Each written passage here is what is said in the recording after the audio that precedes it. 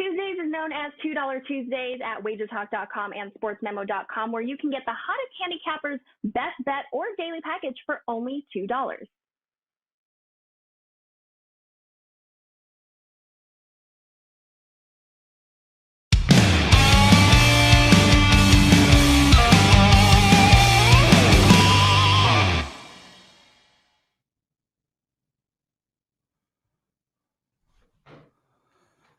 Oh, he's starting the show again, huh? We got more Teddy. Welcome, everybody, to Wager Talk Today. It is Tuesday, October 12th. It is $2 Tuesday at Wager Talk and Sports Memo. Dr. Chuck, the man at Sports Memo, $2 play, hockey play. And I am the $2 Tuesday at Wager Talk with a hockey play as well. We'll get into all of that later. Teddy, jam-packed show. Andrew McInnis right off the top. We're talking NHL. A game for tonight, a game for tomorrow, and a futures bet. You and I are going to dig into some of the NFL teams, whether there's opportunity to bet on them or not. Your big game breakdown, my daily presidential address, and, of course, Dave Sharapan. How you doing, brother? What a crazy night between Indianapolis falling apart, Baltimore just killing it in the second half, and John freaking Gruden. What a night. Not to mention MLB playoffs. Boston, a pretty dramatic game. Yeah. I saw, and I want to ask Sharapan last night, because I saw something I don't remember seeing before, which is an in-game total of over under 1.5.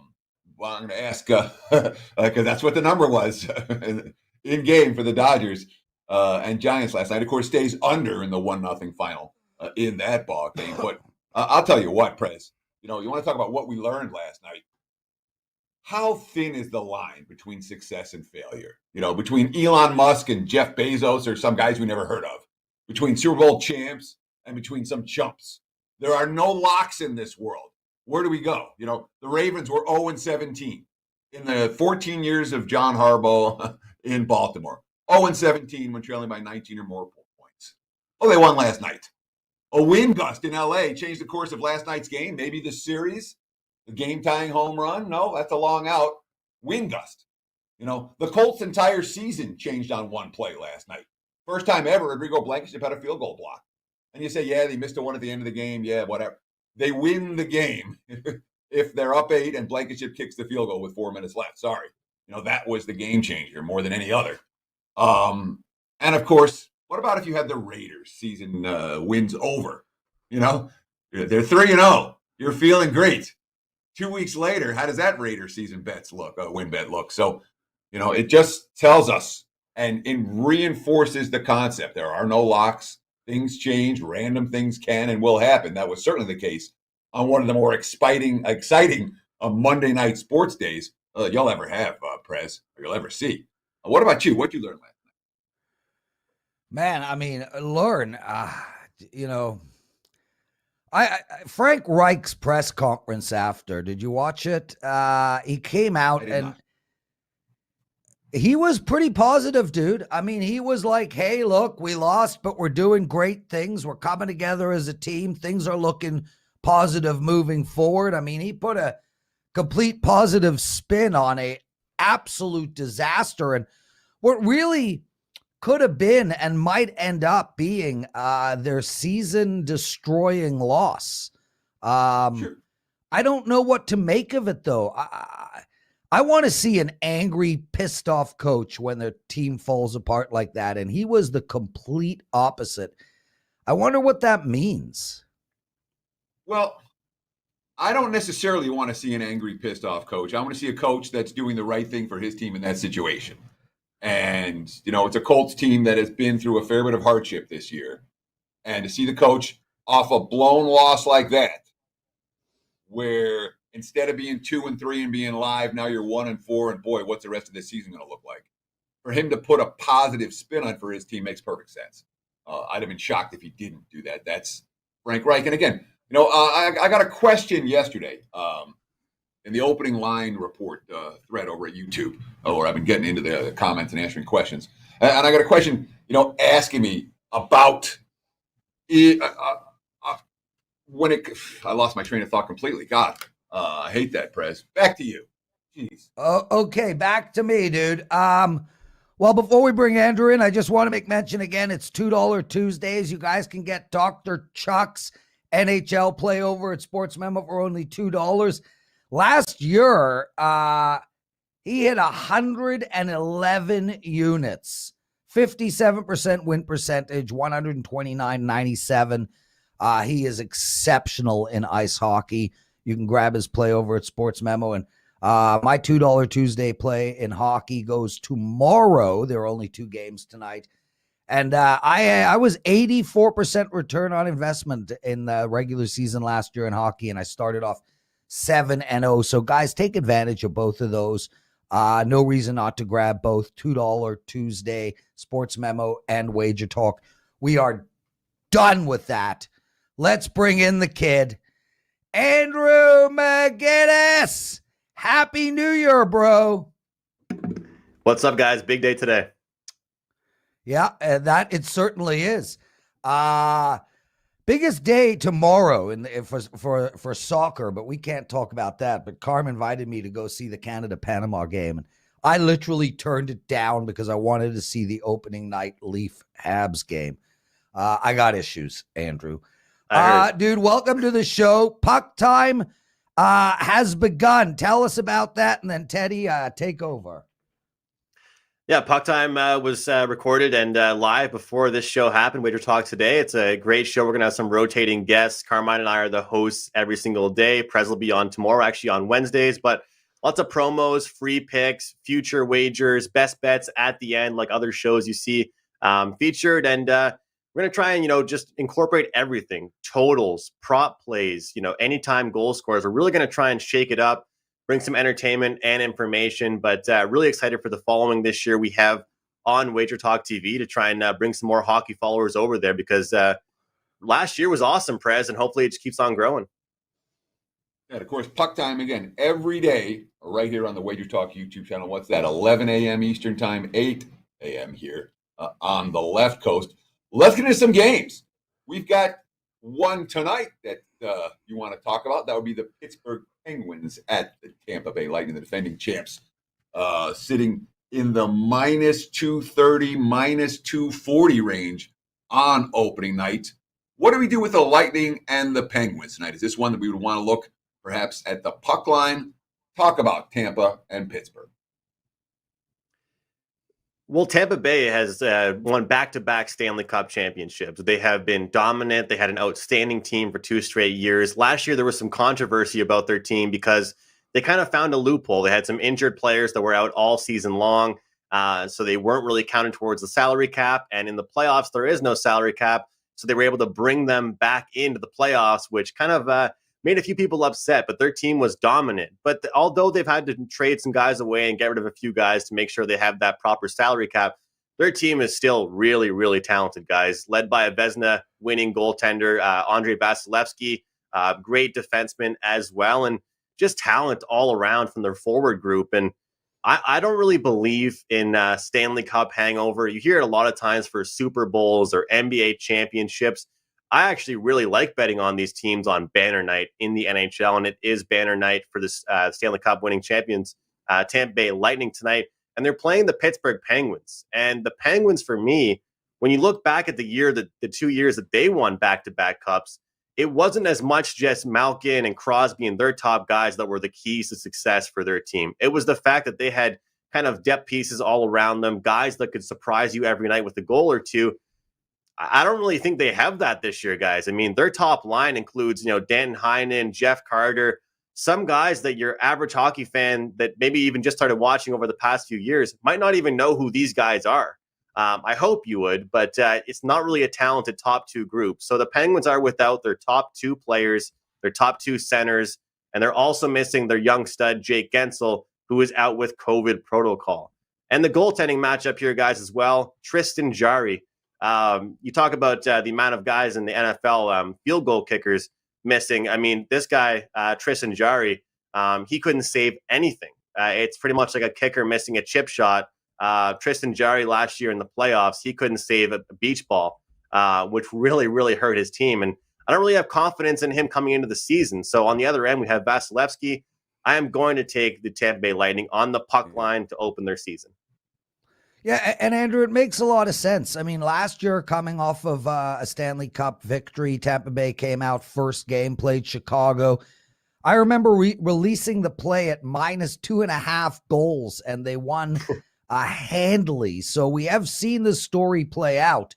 I'm looking at Pittsburgh team total under. I think Pittsburgh is going to struggle to score all year, and especially against Tampa Bay. Any quick thoughts on that team under total for Pittsburgh tonight? Definitely. I love that, Prez. I've really gotten into the team totals recently, and it's a great way to avoid laying these big numbers. Football, basketball, so many sports are spread and point spread type of bets. But with this, it's a money line sport in hockey, just like baseball. So you want to try and find different ways, guys, to get better numbers. So just like Prez said, team totals are a great way to do so. And yeah, I mean, looking at this forward group, Prez, Evan Rodriguez, Jason Zucker, Brian Russ, Jeff Carter, Dan Heinen, those are supposed to be the best players out there tonight for the Pittsburgh Penguins. Anybody that follows hockey knows that's not too impressive against Tampa Bay Lightning. No, certainly isn't. Let's talk about a game for tomorrow with a bigger slate on tap for Wednesday, just a pair of games on the NHL slate for Tuesday. Let's talk about the Blackhawks and the Avalanche. Looking at the WagerTalk live odds screen right now for Wednesday's action, I'm seeing Colorado in the -250 range. There's some 240s, and I'm seeing numbers even higher than that. Total sitting at 6, a little bit of juice to the over, -15, -20 to the over. What do we do with the Blackhawks and the Avalanche opening night in Colorado on Wednesday? Well, it was funny, guys. Last year in the Puck Time live chat room, you like to check in and appreciate everybody that tunes in live to our WagerTalk TV videos. And we had some guys saying, I don't want to hear your total bet. I want to hear a side on this game. Don't give me the total stuff. Well, the good news is if you cash a ticket on a total, the money spends the same. The old-fashioned saying everybody uses. And I'm a huge totals guy. So I wanted to give a side play, total play, and a future play on today's show. And with Chicago and the Colorado Avalanche, I'm looking over the total of 6 in this game. Chicago is a huge over team. They have been for several years, and they have a great forward groups, really fast. They have their captain, Jonathan Toews, back. He was out all year last year, guys, with I think he had a weakened immune system and some type of health protocols. So he wanted to take the year off last year. He is back and healthy, feeling great. He had a great preseason. They played him a lot more in the preseason than they normally would have, just because he wasn't around last year. They did pick up Marc-Andre Fleury from the Vegas Golden Knights. They will be a bit better in the goaltending situation, but I'm still not really too high on their defense, which, as we know, has broken down on them quite a bit on the season. And the Colorado Avalanche, a team that fell short last year in the playoffs, but they have a crazy good forward group, and it's led with their speed. They can get up and down the ice like it's nobody's business. Several guys like McKinnon, Rantanen, Landeskog can get the job done. But here's one point I want to make about the Colorado Avalanche out there for all the hockey fans ready to jump to the window to bet them every night, guys. They have a lot of defensemen that love to jump into the rush. And it's great, but I feel like they've almost drafted too many guys that play the same.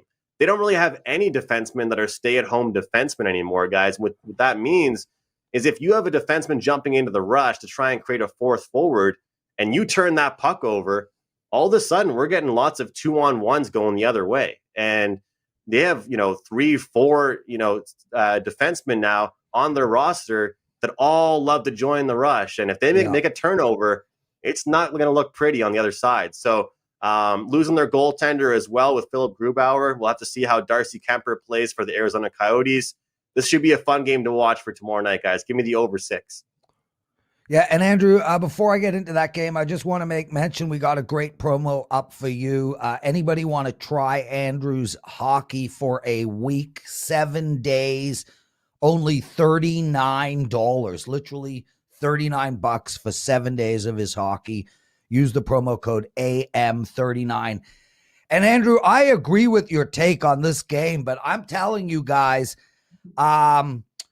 Colorado is definitely one of the favorites to win the Stanley Cup, and I think that is correct. I love this team, but don't sleep on the Chicago Blackhawks this year. This is a much improved hockey team, especially offensively with Taves back, Duch, or however you pronounce his name, now entering the season healthy. I actually think it is worth a small flyer to take the Blackhawks opening night at plus 200 and change. I wouldn't be shocked if Colorado takes a couple of games to warm up and get going. Any thoughts on the value Chicago gives us moving forward? Absolutely. From a value standpoint, you can look at the top 5 most profitable teams every year in both moneyline sports like the NHL and the MLB. And not often, guys, is it the big name teams. It can be a little bit, but I'm with you, Prez. I don't think the Colorado Avalanche are going to be a huge money-making team this year on the money line, at least, because they're going to be getting huge prices every night. So you're right. I think this is a great spot, a great value, I guess, for the Chicago Blackhawks, because if they have the success that both you and I think they'll have, we won't be getting these great plus prices for them for too long on the season. And, you know, having your captain gone and not around is huge. Leadership is huge in any single sport. And they have some veteran guys. They have some older players in their team. But let's be honest, getting Jonathan Taves back, getting a veteran goaltender is huge for them. But, Prez, I don't know about you, but I just don't want their defensive core. And I think that as much as we all love to watch both these teams play, if you're a hockey fan that enjoys high-scoring games, I'm telling you, this is the one for you. So let's talk about the futures marketplace. You said you wanted to give out one side, one total, and one future. And the future you want to talk about is the Vancouver Canucks, a team that finished in last place in the NHL North Division last year, behind Ottawa, behind Calgary. This year, you think they might be a little bit better. Talk about Vancouver and why you like them, and what future we're going to look at with the Canucks for 2021-2022 NHL action. So one thing about them last year, Teddy, is that they were the first team in the NHL last year to go through a huge COVID outbreak. And I don't mean just one or two players, Teddy. I'm talking about a lot of players in the organization, equipment managers, coaching staffs, leaders on the team. And that makes a huge difference. It broke up their team. They were forced to play just an unbelievable amount of games in a short period of time that really hurt their team. And you could tell when their playoff hopes started to get lower and lower and lower, this team just kind of fell apart, and you could tell there was fatigue and they were exhausted. And so I'm not buying in too much as much as they ended their season last year as some might be. So if you're just a stats guy and a scoreboard watcher and just kind of someone that's checking standings for last year, you might be saying, Andrew, why are you betting them to make the playoffs at plus 175 this year? Well, when I look at playoff teams and teams make the playoffs, I want to look at a good mixture of speed, youth, experience, physicality, goaltending.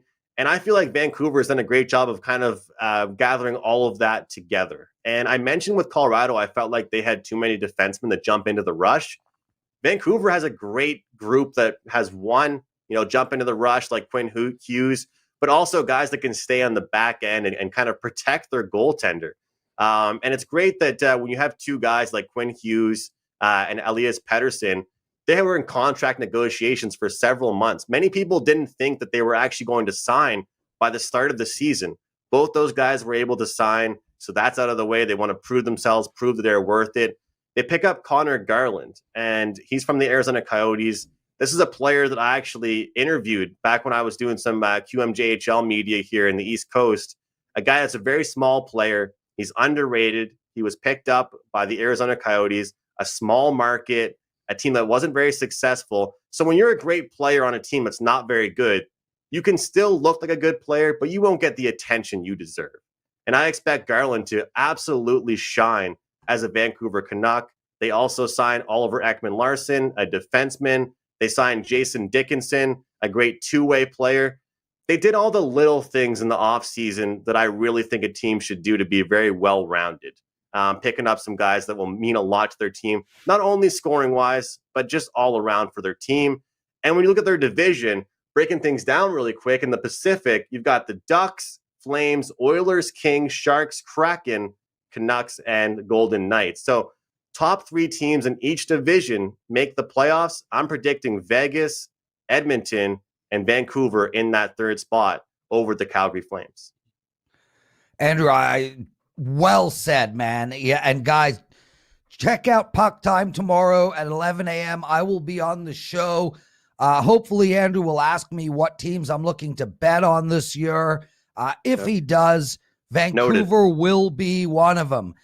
Guys, if you want Andrew's plays in hockey, 7 days, only $39, AM39. That's Andrew McInnis, AM39. Brother, thank you for joining us. We'll see you tomorrow on Puck Time at 11 a.m. Really Stay quick, with Prez. us, everybody. Teddy's Really big quick. game breakdown. What, Andrew? Sorry, really quick. I want to jump in. I didn't get to mention this. I hate to be someone that's just out here promoting themselves, but we have to do it. It's part of our jobs here. I'm 6-0 to start off the MLB postseason. Hit a 5% play last night, so 14-6 on the season with those. And I'm in action again today. So check that out. MLB99 coupon code. Get the rest of my MLB playoffs for only $99. Okay, there you go. Now, next time you might want to put those streaks in Slack so Teddy and I can promote you. Get out of here, McInnis. Stay with us, everybody. Tons more to come. Would you like to bet $20 and win $100 at BetMGM regardless of your wager's outcome and get $100 in free wager bucks? Just go to wt.buzz/MGM for more details and find out if you're eligible for this amazing offer.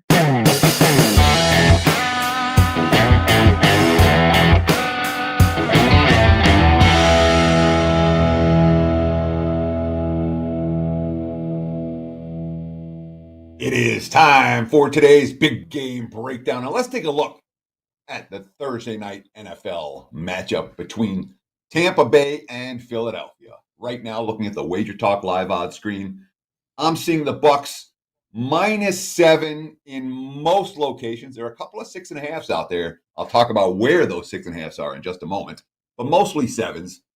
Total sitting in the 52 range. And let's start with this. All right. I have a big note that I typed for myself watching Tampa Bay last week when I bet against the Bucks. The wrong side loser says, "Don't bet against Tampa Bay."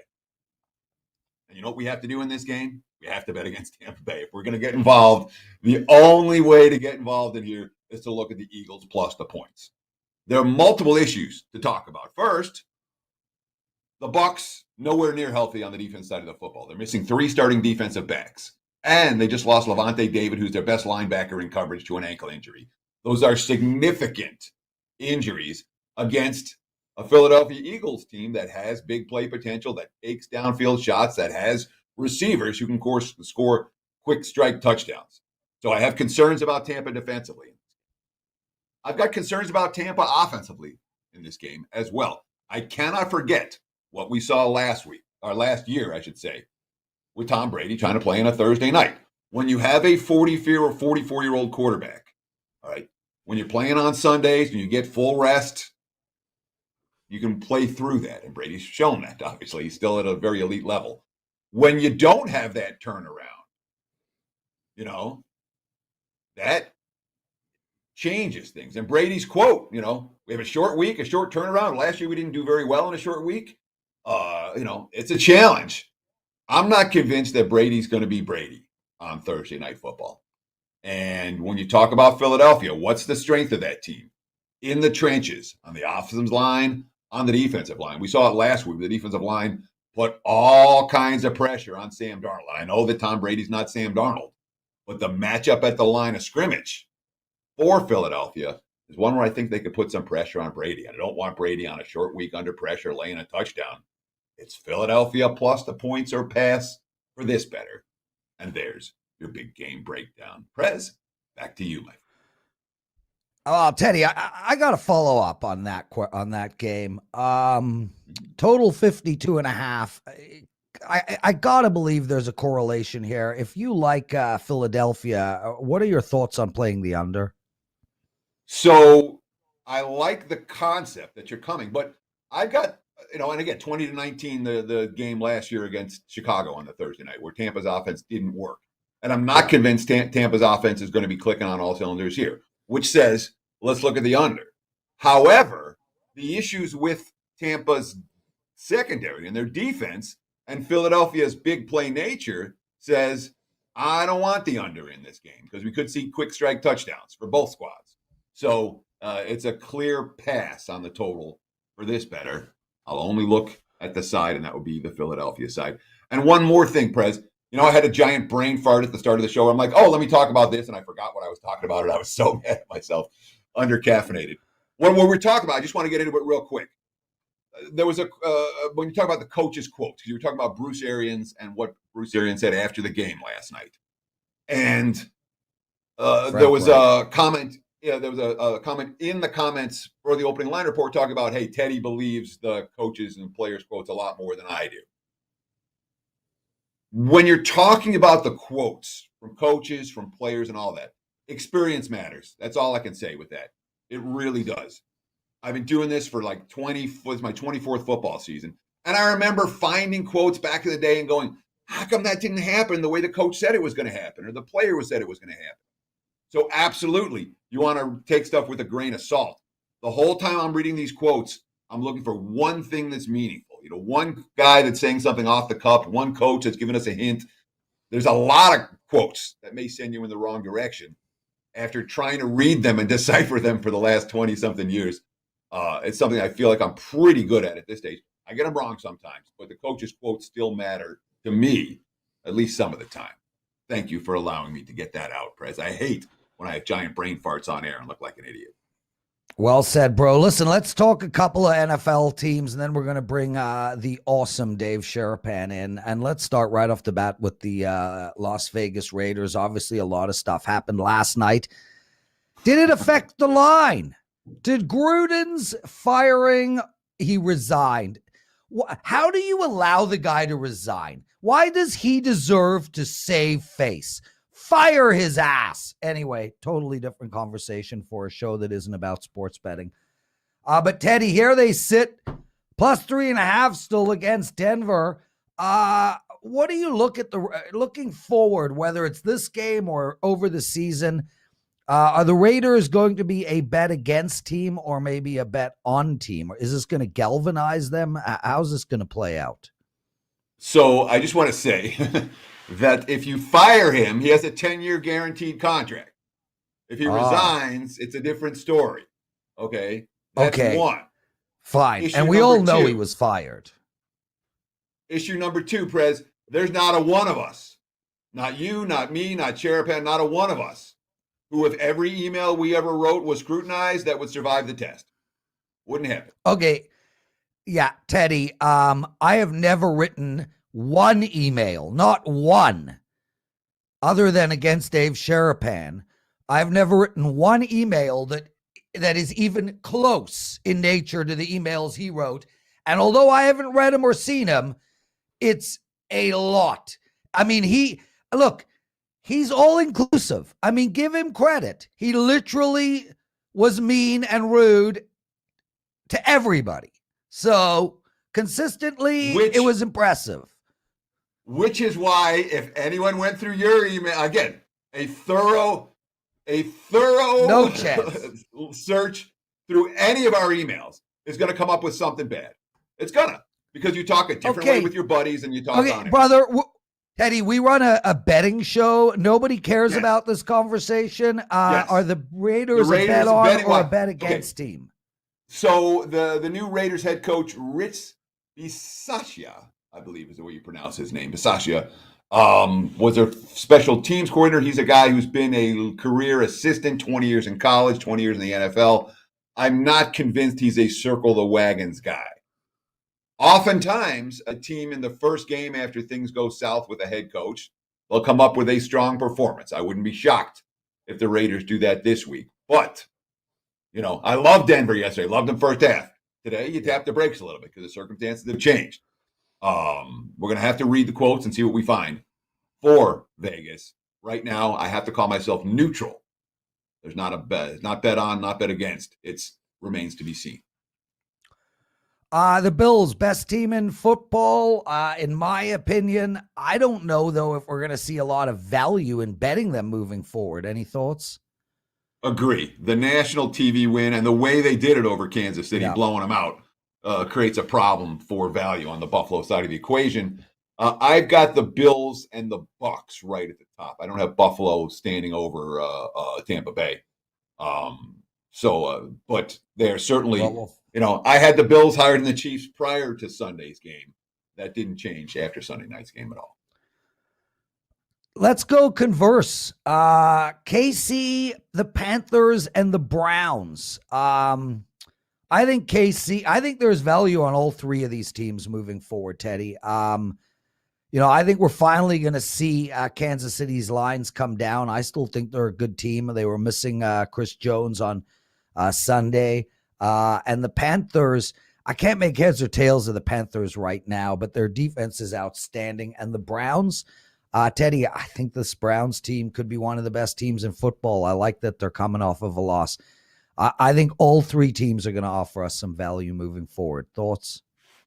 I'm not with you on Kansas City. In particular, let's talk about the Chiefs.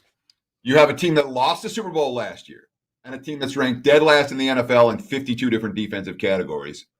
Those are two giant red flags for KC, and I don't see the Chiefs as all of a sudden the market's starting to ignore Kansas City and say, oh, this team that's made everybody money has been the most public team in football for the last couple of years are now this better. And let's not forget, the Chiefs have continued to get significant betting market support, despite the fact that, what are they now, 3-13 against the spread their last 16 games? So they've crashed and burned, and people are still betting on Kansas City. No, I'm not looking at the Chiefs as a value team moving forward. The other teams, and again, Cleveland, Browns and Panthers. There are defensive issues for the Browns that need to be solved. And boy, their secondary is all banged up right now. I don't know that the Browns will necessarily be a value team either until their defense gets healthy. Teddy covers Lawrence Pressman. We're going to bring the man in, Dave Sharapan. What a privilege to have you on the show. Do you want to add to any of the conversation that you have heard? I mean, first of all, I'm glad to be here without the drama. And, literally, I missed the dinner. I'm a little bit still trying to figure out how that happened, but it's okay. I'll be at the next one. I'll tell you why it happened. You weren't invited. Fair. Okay. That's all. Okay. Hey, you just need to know where you stand. I now I know. Thank you. No, Teddy's right. Kansas City's, we're done with this, but they're 6.5-point favorites again this week. I mean, it doesn't matter what they do on the field. They have a minus next to their name every single week. 6.5-point road favorites after the way they looked. I just, sometimes you just don't understand it. Dave, a couple of things on that regard. Firstly, the story has played out already. They lost to the Chargers. They went into Philadelphia and gave them a beatdown. Washington and Philadelphia, to me, are equivalent teams, and they're only about like a car ride away from each other. There's no reason Kansas City can't go in there and give Washington a beatdown. And on top of that, we saw this last year with Kansas City. Although their defense was not outstanding by the end of the season, they did slightly right the ship, if you will. I actually like Kansas City this week. I think they're a bet on team. Let's be very clear. You weren't asking about this week. You were asking about moving forward. I agree. I'm only taking the Chiefs. All right. This week, it's Kansas City or pass in that game. But moving forward, I'm not looking at Kansas City as a value-laden team. I agree 100%. I want to ask you something. Let's talk about today's baseball a little bit. We haven't talked any baseball on today's show. Yes. But I saw something last night that I don't remember seeing. And it's probably been out there. Maybe I haven't paid enough attention. But the in-game total was 1.5 for Dodgers Giants. You ever seen that before? Nope. Never. I see the team total 1.5, but never seen a game total 1.5. But you live here. I live here. You felt that wind when you go outside. Well, that wind was blowing in L.A. too. There was a lot of wind, and it looked like there wasn't going to be a score. I don't know how Longoria's home run actually went over the wall, but it did. it was almost impossible, looked like, to put together 3 hits to score a run yesterday, and they weren't walking anybody. But no, to answer your question, never seen an in-game total of 1.5. 2.5 is the lowest I've ever seen. And I saw that as well. I was on the air on Sports Grid. I was like, what is going on right now? This is 1.5. And I think I would bet under. It was 1-0. And I said, there's no way. I don't think either team is scoring right now unless there's a hit, a bloop, or a wild pitch or something. It didn't look like anybody was going to score. And it was juiced to the over, so you could have got a plus price with the under 1.5, even as late as the bottom of the 8th. Last night, but heck of a ball game, obviously. But when you talk about things that you haven't seen ever, you and I have been doing this a while. Yeah. And when you say I've never seen this before, those start to stand out. I want to ask you a Raiders question before we get into MLB real quick. Okay. What do we do with the Raiders now? When a team fires their head coach like this, is that a bet on situation? Is that a bet against situation? What do you expect the bettors to do? And what do you expect to actually happen? Well, I can tell you this from the book standpoint. The books didn't really believe anything that they've seen with the Raiders up to the 3-0 point. Like, it was 3-0 and it was like, okay, how much do you need to adjust the odds? Because when you look at the rest of the schedule, are they really going to make the playoffs? How many more games are they going to win? Their season total was like 6.5, 7 before the season. It got off to a good start. Now, with all this stuff going on, it doesn't affect like the game this week directly yet, but it will. And I think bettors will bet against them. And you're right. It's been historically when a coach gets fired, especially in the everyday sports like hockey. In hockey, it's money. When a coach gets fired, you bet on that team the next game. It's a winner, I think, 70 to 80% of the time. We could probably have Ralph look it up. It's ridiculous how, and I used to shade the lines like that immediately when I found out a coach got fired, jack up that team, or if they were the dog, lower it immediately because it was a winner a lot. In football, I don't know. It seems like there's so much going on, not just off the field, but like on the field. The Bears kind of exposed them for what they are, right? Pressure to quarterback, and there's nothing happening. They don't run the ball. They can't pass the ball if you cover wall or you cover everything. So I think you'll see, Teddy, in the market, the bet against the Raiders will start to happen, and the numbers will probably get inflated where, when they're on the road, it'll be a point or two higher. And when they're at home, I don't know how many more times at home they're going to be more than a field goal favorite. I didn't go through the schedule yet because I've been so focused on the baseball. But forget about laying points with the Raiders at home. Yeah, the Broncos now 3.5 over Las Vegas, pretty much everywhere. And signs, I'm not seeing strong signs, but the signs are it's more likely to go higher than lower on that. Let's shift our focus to today's MLB. Obviously, we want to give our viewers as much actionable information as we can on any given day. 3 baseball games of 4 today. 1 early start, Houston and Chicago. 1 mid-afternoon here in Vegas. That would be Milwaukee and Atlanta. And, of course, the nightcap, we have San Fran and L.A., who provided us with a very entertaining series so far. What are you seeing in terms of the sharp action? Do you have any opinions on any of these games? Talk about MLB playoffs for Tuesday. So I'm going on the MLB network to do that show Bettors right after this show. They switched it. It's the day game after a night game. So we've been trying to figure out who's going to pitch. It's so hard when you do these playoff games right now, just trying to find the information of who's pitching and who's in the lineup. So start Houston, Chicago. The money came this morning as soon as the books opened. Houston's flipped the favorite. It's coming. Houston's going to end the series. When do you get the Astros at any plus money or a short price?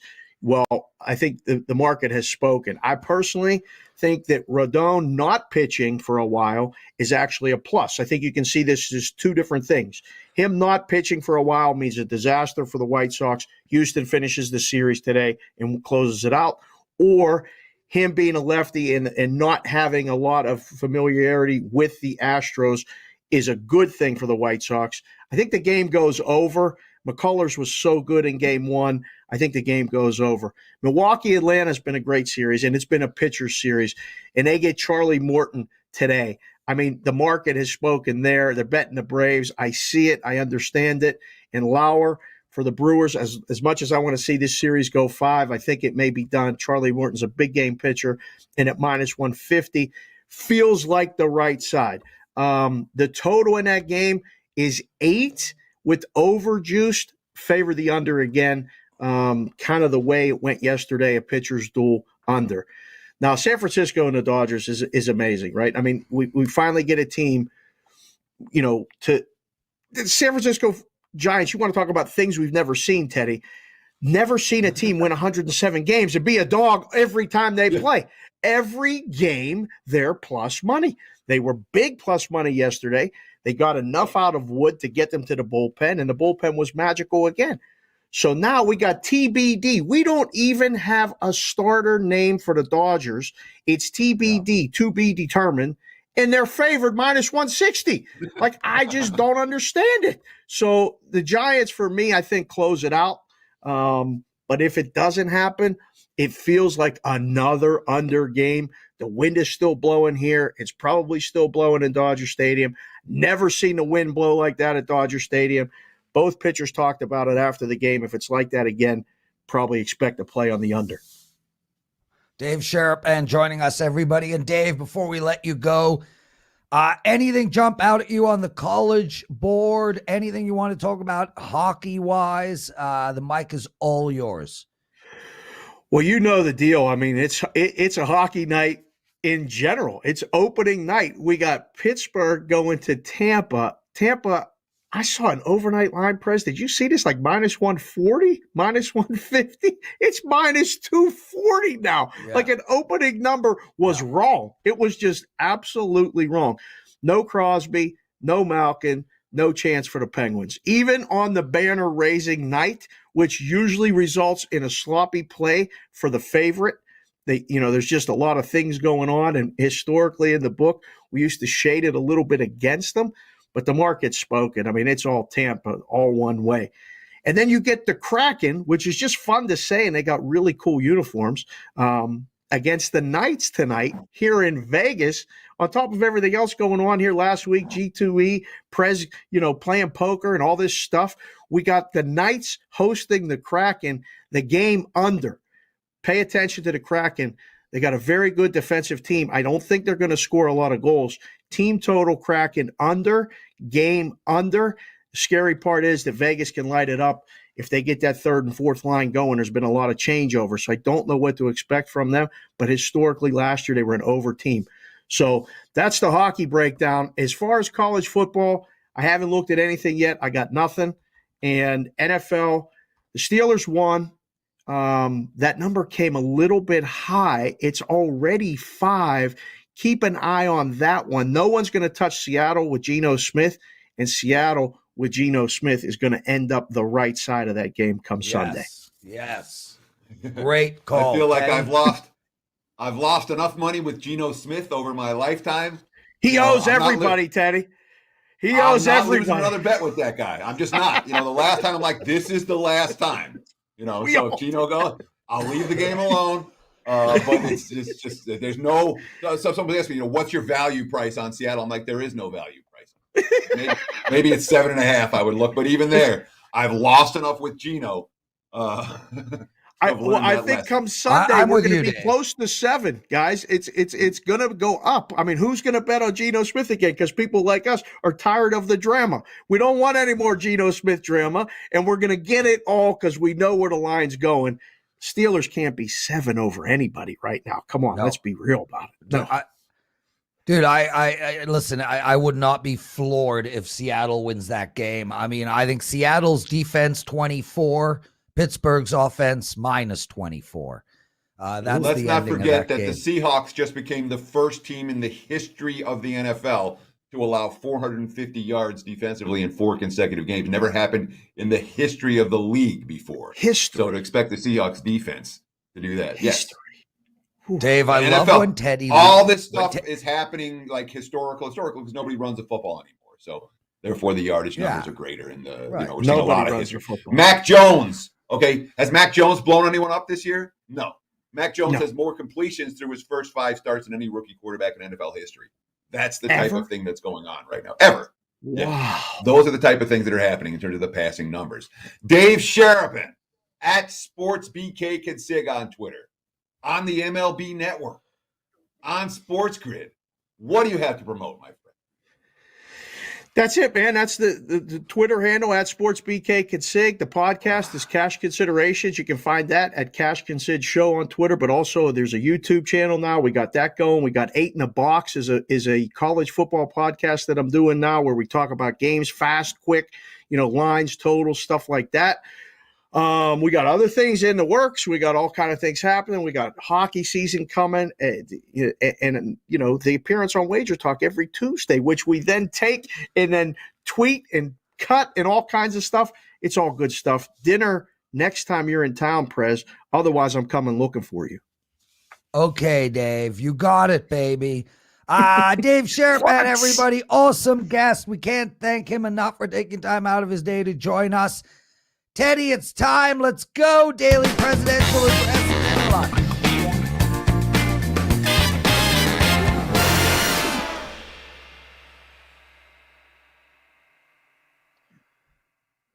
I'm live. Oh, yeah. $2 Tuesdays over at Wager Talk and Sports Memo today, guys. I am the $2 Tuesday handicapper at Wager Talk. My play goes on Wednesday as well. Dr. Chuck is the $2 Tuesday handicapper over at Sports Memo. As for your free plays today, 2 hockey games tonight, and I like the under in both. So take the under in the Tampa Bay Pittsburgh game. I also like Pittsburgh's team total under, and Vegas and the Kraken under the total as well. As for your baseball, I like the Houston Astros under the total tonight. No, sorry, I wrote that down wrong. Houston over the total. I got Dave and Teddy trying to bug the shit out of me. Bring them onto the screen. Okay, yeah. That's what you're doing. And it worked because I said the under instead of the over, you bums. Anyway, that's the daily presidential address. The NFL presidential address goes up tomorrow. I tape tomorrow at 2. For Dave, for Andrew, for Teddy, for myself, thank you guys. Wonderful show. We'll see you all tomorrow. I don't need you anymore, Teddy. We are done.